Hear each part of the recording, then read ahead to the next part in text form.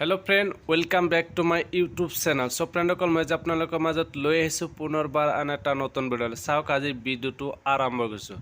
So friend সকল মহিলা সকলৰ বাবে খুব এটা ভাল খবৰ লৈ আছো। সো ফ্ৰেন্ড সকল আপোনাৰ নিশ্চয় দেখিছে এখন ফৰ্ম ফিলআপ কৰিলে আপোনালোকে লাভ কৰিব এককালীন 30,000 কোটি টকা। সো ফ্ৰেন্ড এই ফৰ্মখন কেনেকৈ ফিলআপ কৰিব ক'ত পাব কেনেকৈ ডাউনলোড মই আপোনালোকক জনাই দিম আৰু আপোনালোকে মোৰ ভিডিও ডেসক্ৰিপশন লিংকটো দিম তাৰ পৰা আপোনালোকে ফৰ্মটো ডাউনলোড কৰি আপোনালোকে ফিলআপটো কৰিব আৰু ফিলআপ কেনেকৈ মই এইটো ভিডিও সম্পূৰ্ণভাৱে জনাই দিছো। আপোনালোকে নিশ্চয় দেখিবলৈ পাইছে যে সকলৰ সৈতে সকলৰে বিকাশ। সো ফ্ৰেন্ড সকল ইয়াতে লিখা আছে যে ইন্দিৰা মেৰী সাৰ্বজনীন বিধৱা পেঞ্চন আঁচনিৰ অধীনত 45 বছৰৰ অনুৰ্ধত স্বামীহীনা মহিলাসকলক তেওঁলোকৰ পৰিয়ালৰ সহায়ৰ বাবে তৎকালীনভাৱে 25,000 টকা এককালীন সাহায্য প্ৰদান কৰাৰ লগতে তেনে মহিলাৰ বেংক একাউণ্টত প্ৰতি মাহে 300 টকা পোনপটীয়াকৈ বাবে ধন জমা দিয়াৰ ব্যৱস্থা কৰা হ'ব। সো ফ্ৰেন্ড আপোনাৰ নিশ্চয় দেখিছে ইয়াতে এককালীন 3,000 টকা 25,000 টকা সাহায্য পাব আৰু মাহত 300 টকা পাব।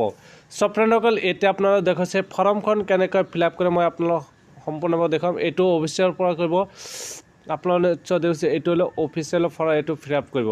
সো ফ্ৰেন্ড তাৰ তলত মই আপোনালোক দেখাইছো এইটো হৈছে আবেদন পত্ৰ এপ্লিকেণ্ট ফৰ্ম। সো ফ্ৰেন্ড সকল আপোনাৰ প্ৰথম দেখিলে আছে আবেদন কৰাৰ যিজন ব্যক্তি আবেদন কৰিব সেইজন ব্যক্তিৰ নাম লিখিব লাগিব। সো ফ্ৰেন্ড তাৰ 2 নম্বৰত আছে পিতৃ স্বামীৰ নাম লিখিলো আপোনাৰ সেই স্বামীজনৰ নাম লিখিলো। তাৰপিছত আবেদনকাৰী জন্ম তাৰিখ যিজন আবেদন কৰিব সেই তাৰ জন্ম তাৰিখ আৰু বয়স কিমান সেই বয়সটো এটা বয়স লিখি দিব লাগিব। সো ফ্ৰেন্ড তাৰ স্বামীৰ মৃত্যু তাৰিখ এই স্বামীজনৰ মৃত্যু হৈছে সেই মৃত্যু হোৱাৰ তাৰিখটো এটা লিখিব লাগিব। সো তাৰ আছে বৰ্গ শ্ৰেণী ক্যাটাগরি আপনি কোনটো ক্যাটাগরি হয় ST হয় না SC হয় না OBC না আদার্স আপনি যেটো হেতুৰ টিক চিহ্ন দিব লাগিব। সো আপোনাৰ তাৰ পিছত আছে 6 নম্বৰত আহক আপোনাক দেখাইছো 6 নম্বৰ ঠিকনা এড্ৰেছ। সো আপোনাৰ প্ৰথম ক অপচনত আছে জিলা আপোনাৰ জিলাখনৰ নাম লিখিব। তাৰ আছে খণ্ড খ নম্বৰ আছে খণ্ড উন্নয়ন কাৰ্যালয় লিখিব লাগিব।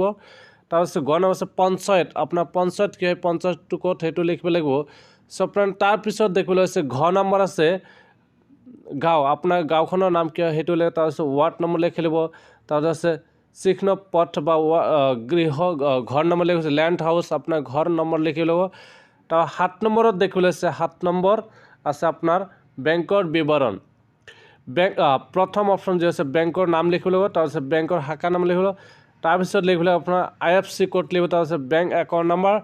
তাৰ পিছত আবেদনকাৰী বেংকৰ পাছবুকত থকা এপ্লিকেণ্ট নেম পাছ লিখিব লাগিব বেংকৰ আবেদনকাৰী সেই বেংকৰ পাছবুকৰ নাম লিখিব লাগিব।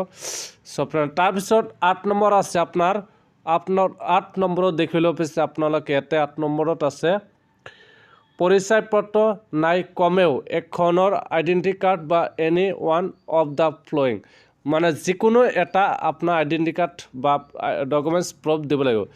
যদিহে আপোনাৰ পেন কাৰ্ড আছে পেন কাৰ্ড দিব লাগিব বা হয়তো নাইবা ভোটাৰ পৰিচয় আছে ভোটাৰ পৰিচয় নাই তেনেহ'লে আপোনাৰ আধাৰ কাৰ্ড থাকিলে আধাৰ কাৰ্ড দিলে হ'ব। তাৰপিছত ৰেশন কাৰ্ড যদি আছে ৰেশন কাৰ্ড দিলেই হ'ব। তাৰপিছত বা ড্ৰাইভিং লাইসেন্স থাকিলে ড্ৰাইভিং লাইসেন্স দিলে হ'ব। তাৰপিছত NG এনৰেগাৰ জব কাৰ্ড থাকিলেও দিলে হ'ব।